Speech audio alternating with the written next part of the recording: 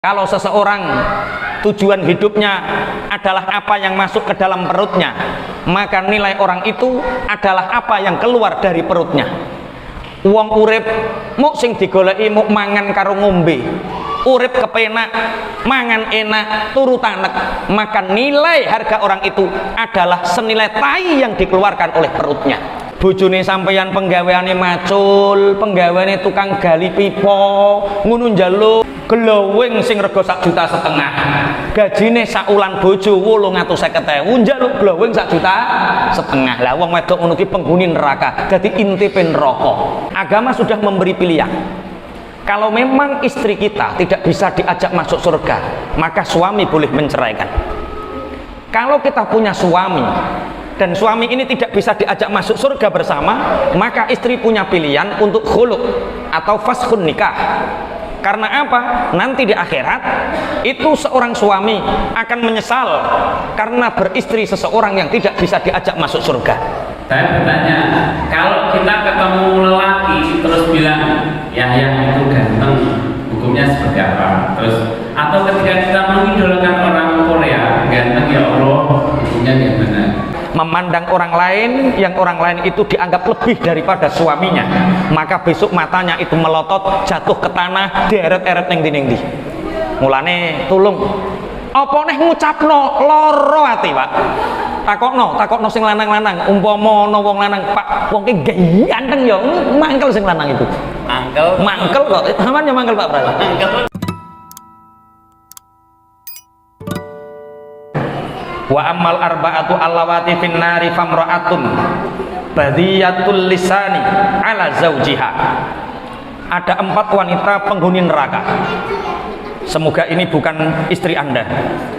Yang pertama, imra'atun badiyatul lisani ala zaujiha. Yang pertama, wanita yang lisannya buruk ketika bicara dengan suaminya. Nek ngomong sak ngomong sengol. Sengoli bahasa Indonesianya apa? Ya wis pokoke sengol. Pokoke ngomong sak ngomong gatelno ati. Niku wong wedok sing penghuni neraka. In ghaba anha zaujuha lam tasun nafsaha. Yang kedua, wanita ketika suaminya pergi, dia tidak menjaga dirinya. Bojone lunga, dhewe anan karo wong liya. Bojone mergawe, dhewe lunga karo wong liya. Ini wanita penghuni neraka. Wa in hadara adanathu bilisaniha. Kalau suaminya datang, maka dia menyakiti dengan lisannya. Wa mra'atun tukallifu zaujaha ma la yatiku. Yang ketiga, wanita yang meminta sesuatu yang suaminya tidak mampu. Wanita yang menuntut suaminya sesuatu yang tidak mampu. Iki nek nyontokno piye? Wanita yang menuntut suaminya sesuatu yang tidak mampu. Bojone sampeyan penggaweane macul, penggaweane tukang gali pipa, ngono njaluk glowing sing rega 1,5 juta, gajine saulan bojo 850.000, njaluk glowing 1,5 juta. Lah wong wedok ngono ki penghuni neraka, dadi intipe neraka. Insyaallah ya glowing tapi ndelok kapasitasé bojone. Wa mra'atun la tasturu nafsaha minar rijal wa takhruju min baitiha mutabarrijatan. Wanita yang masuk neraka adalah wanita yang tidak menutup auratnya untuk orang lain. Dia membuka auratnya, kentol dibuka, apa nih? Rambut dibuka. Auratnya tidak hanya untuk suaminya, tapi auratnya untuk siapa saja yang bisa melihatnya. Kemudian wa takhruju min baitiha mutabarrijatan. Wanita yang keluar dari rumahnya dengan mutabarrijah. Mutabarrijah niku ngetok-ngetokno perhiasane. Mutabarrijah niku mudhiratun li zinatiha wa mahasinihal lirijal. Nduduh-nduduhno perhiasane untuk menarik perhatian orang lain. Nek wong wedok dawa wedok ya biasane nek ning pasar ngenyang apa krimping-krimping lho, Pak. Regane pinten ngene iki karo akeh. Sing coke neh ngene gede sampe teko kene lah ngoten niku. Iku jenenge mutabarrijah. Itu wong desa, nek wong kutha gak. Wong kutha mutabarijah itu melakukan sesuatu di dalam dirinya agar orang lain tertarik. Apapun itu orang lain biar tertarik dengan dirinya. Itu mutabarijah. Itu wanita penghuni neraka. Wa mra'atun laisa laha hammun illal akla wasyurba wan nauma wa laisa laha rugbatun fi sholatin wala fi taatillah wala fi taati rasulih wala fi taati zaujiha. Yang selanjutnya, wanita penduduk neraka adalah wanita yang dia hidup itu hanya untuk makan, hidup itu hanya untuk minum, hanya untuk tidur. Sing dirembuk mau mangan turu, ngombe mangan turu ngombe shopping. Dia tidak memikirkan taatnya kepada Allah, dia tidak memikirkan taatnya kepada Rasulullah, dia tidak memikirkan taatnya kepada suami. Kula nate diceritani rencang. Piyambake niku teng Aqsa, teng Palestina. Ternyata wanita Palestina bertemu dengan wanita Palestina yang lain, itu obrolannya satu. Sudah berapa anakmu yang syahid? Wanita-wanita Palestina itu ngobrolnya, sudah berapa anakmu yang syahid? Anakmu sekarang sudah hafal dari hadis berapa ratus ribu hadis? Berapa sholat sunnah yang dikerjakan putra-putramu? Ini wanita-wanita Palestina. Wanita-wanita Indonesia yang dibahas piye? Wes ngerti jere cita iki lho, apa kuwi? Di Surabaya iku ndi, Wan? Kuwi lho pinggire pasar turu yang mall gede iku lho. Wes ngerti anu bonbin. Urung ayo ta rono. Wes ngerti KDS urung ayo ta rono. Lah iki wanita-wanita Indonesia, Pak. Padahal terus Said Abdullah bin Alwi Al-Haddad, mangkana himmatuhu ma yadkhulu batnaha kana qimatuhu ma yakhruju minha. Kalau seseorang tujuan hidupnya adalah apa yang masuk ke dalam perutnya, maka nilai orang itu adalah apa yang keluar dari perutnya. Wong urip muk sing digoleki muk mangan karo ngombe, urip kepenak, mangan enak, turu tanek, maka nilai harga orang itu adalah senilai tai yang dikeluarkan oleh perutnya. Makanya orang itu harus punya nilai hidup, nilai yang kita perjuangkan dalam kehidupan ini. Mulane wong wedok-wedok nek sampean kepingin dadi penduduk surga, ojo ngrembug panganan enak, ojo ngrembug sandangan apik, ojo ngrembugno seberapa taat kita kepada Allah, seberapa taat kepada Rasulullah, seberapa taat kita kepada suami. Fal mar'atu idza kanat bi hadhihi sifat kanat mal'unatan min ahlin nari illa an tatuba. Kalau ada wanita yang mempunyai sifat-sifat keempat wanita yang masuk neraka ini, maka dia dilaknat dari ahli neraka kecuali dia segera bertaubat. Ini ada satu kisah lagi. Wa annahu qalat imra'atun lin nabi inna bani ammi yahtubuni fa akhbirni ma haqqu zauji ala zaujah. Ada seorang wanita lapor kepada Kanjeng Nabi, ya Rasulullah, aku dilamar oleh sepupu anak paman saya. Aku dilamar untuk menjadi istrinya. Kabarkan kepadaku ya Rasulullah, apa hak suami, apa kewajiban istri. Fa in kana syai'an utikuhu tazawwajtuhu.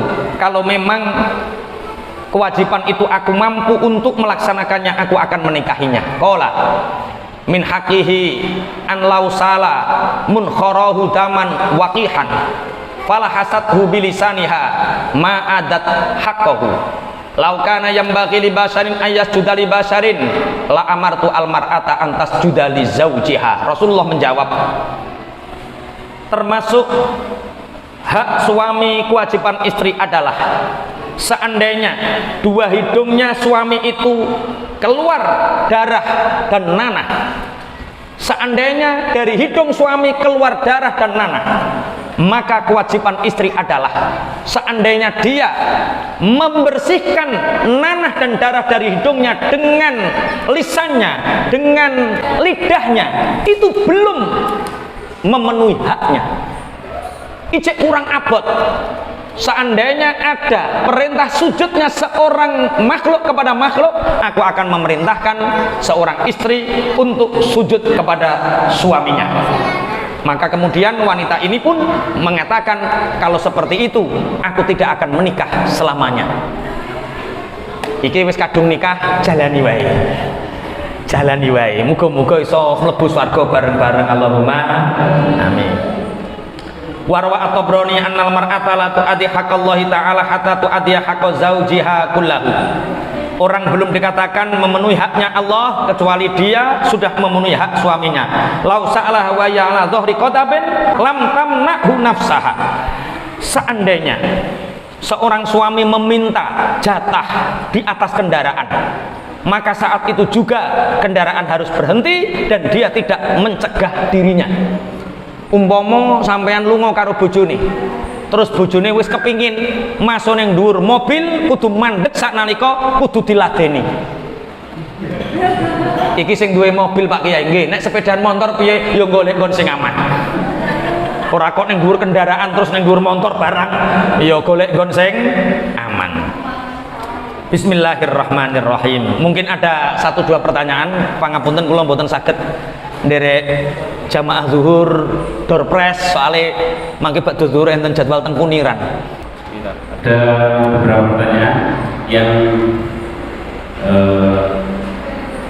tadi otomatis sudah terjawab tentang aurat tadi. Jadi kesimpulannya adalah berarti di luar rumah itu sudah harus menutup aurat. Betul. Di luar rumah itu harus sudah menutup aurat apapun alasannya. Tentu aurat seperti dalam, kalau aurat wanita batasannya gimana? Apakah sama dengan aurat dalam sholat? Untuk yang dalam keseharian ya, dalam keseharian. Aurat wanita itu sama persis dengan yang ketika sholat, ketika dia keluar rumah itu. Wa auratul mar'ati al jasadu kulluha. Auratnya perempuan itu semua tubuhnya, kullu badaniha illal wajha, kecuali wajah, wal kaffaiha, dan 2 telapak tangannya. Selain itu aurat. Ini berarti ya di sini aurat. Kecuali kedua telapak tangannya dan wajah. Kalau mazhab Syafi'i sebenarnya di luar sholat itu pakai niqab, mazhab Syafi'i. Lah sing mazhab Maliki kados jenengan ngeten niki. Ini justru mazhab Imam Maliki. Jadi tambah ora nganggo niqab. Disamakan dengan ketika sholat, tidak wajah dan tidak telapak tangan, semua wajib ditutup. Kalau di rumah bebas.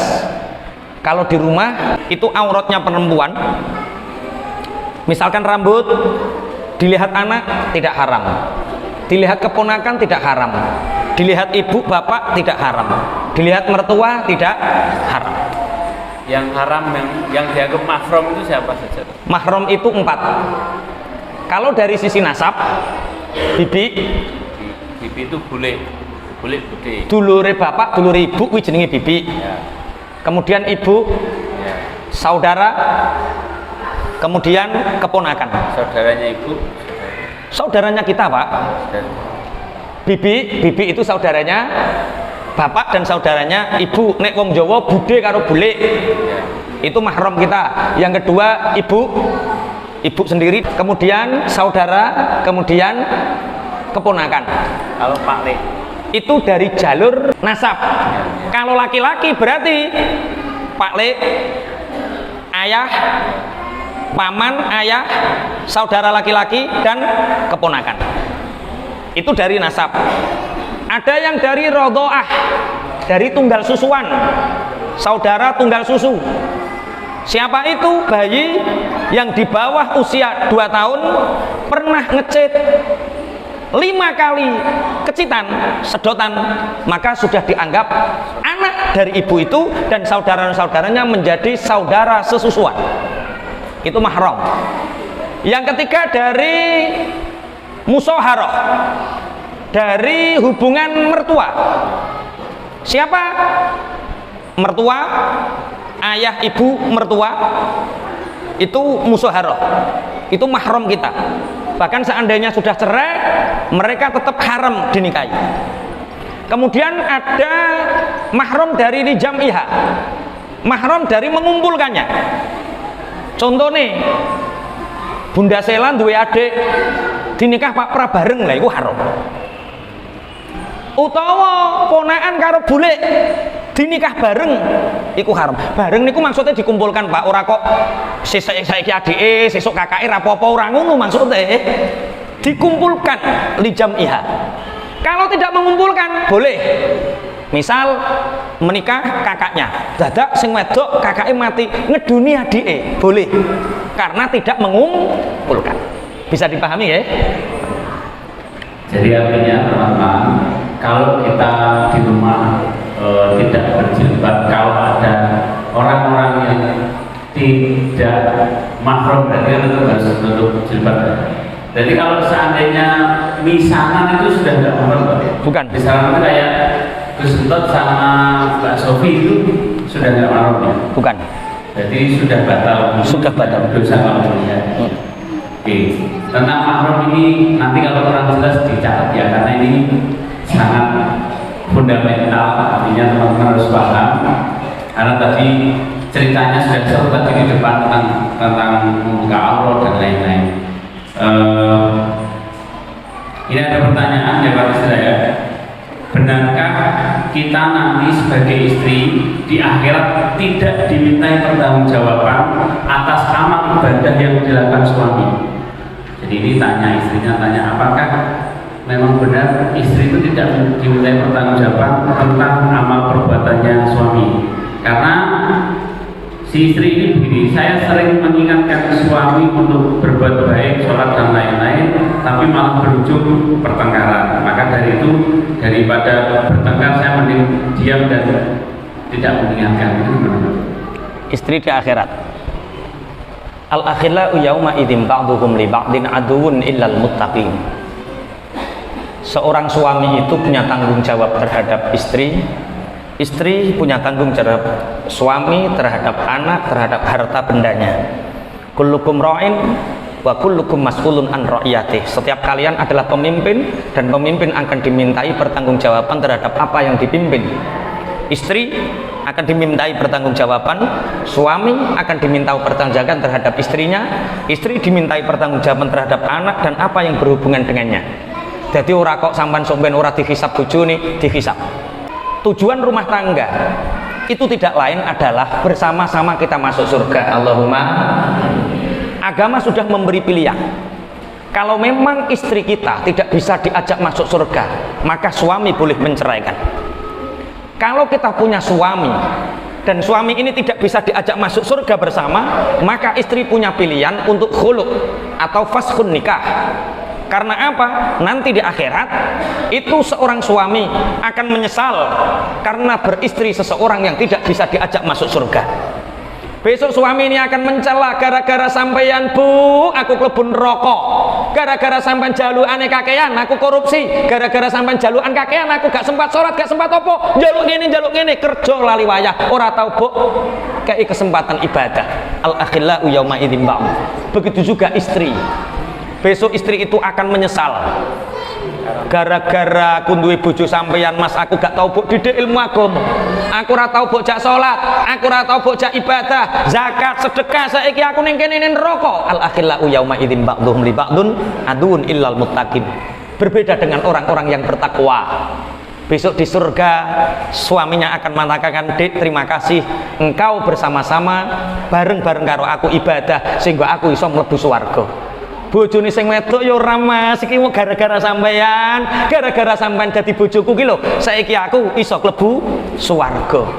Sejak ngalahning buyut pani terus didadekno Ustaz Prawoto, akhirnya padha-padha mlebu swarga. Masyaallah, masyaallah. Alhamdulillah, alhamdulillah. Jadi semua dimintai pertanggungjawaban.